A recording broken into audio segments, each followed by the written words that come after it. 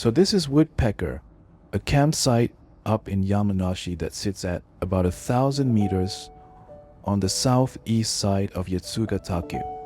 And the whole thing is built inside a large forest, which is actually where the name comes from, because these woods are full of woodpeckers and you can hear them knocking away in the trees while you're setting up. The owner is a guy called Shindo-san, and he built this place back in 1997 and named it after the birds, and nearly 30 years later, he's still the one running it. Now for somewhere this far up a mountain, I honestly wasn't expecting much from the facilities, but this is where the place surprised me. Let's start with the toilets, because that's usually where a campsite lets you down. And these are proper flush toilets with heated washlet seats, and they were spotless. The kitchen block, and it's not new, but it is immaculate.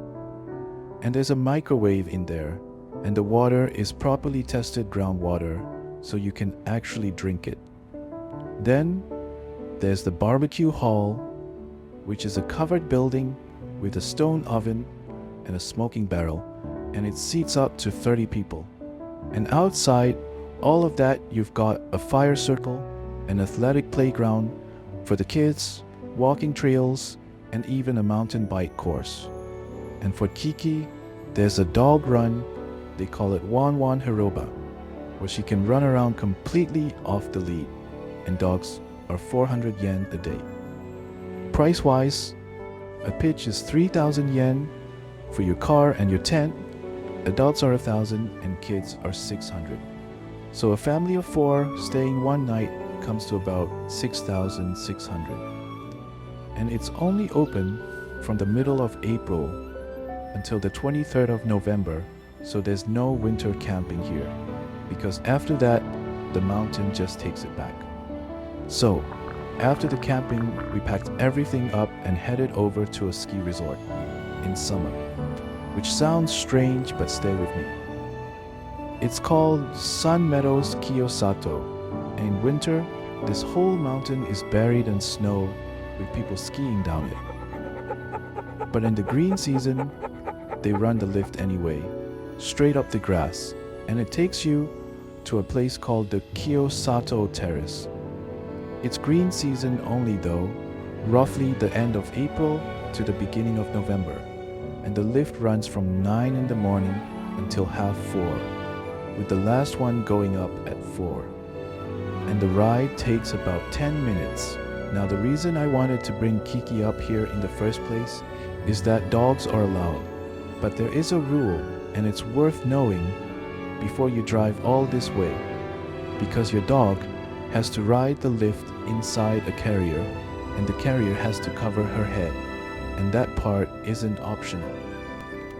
They do lend you the cage for free, but there's only a limited number of them, so if it's busy, you're going to be waiting. And if your dog is too big for the cage, then there's a wheelchair lift instead, which costs 1,500 yen, and they don't always run it. So Kiki went up a mountain in a box, 500 yen for her ticket, and 3,000 each for me and my wife. Return. And what you get when you step off at the top is basically the whole of Yamanashi laid out in front of you, with the south side of Yatsugatake behind you, and Akadake over to the east, which is the highest peak in the whole range at 2,899 meters. And then straight ahead, on a clear day, you've got the southern Alps, and if the air is really good, Mount Fuji sitting out behind them. And that was our couple of days up in Yamanashi, a forest at 1,000 meters, and then a mountain at 1,900. And honestly, the best part of the whole thing for me was that Kiki got to come along for all of it. Because there really aren't that many places in this country where you can camp with your dog in the trees one night and then take her up a mountain the next morning. So, if you've got a dog and you've been wondering whether a trip like this is even possible, it is. And I'd say just go and do it. Thanks for watching, and I'll see you on the next one. 怖い怖い怖い怖い。なんやここに住みたい私。君でかいね。育ててるの。毎日水あげて育ててる。キキこっちにいる。一見。キキちゃんにしてる。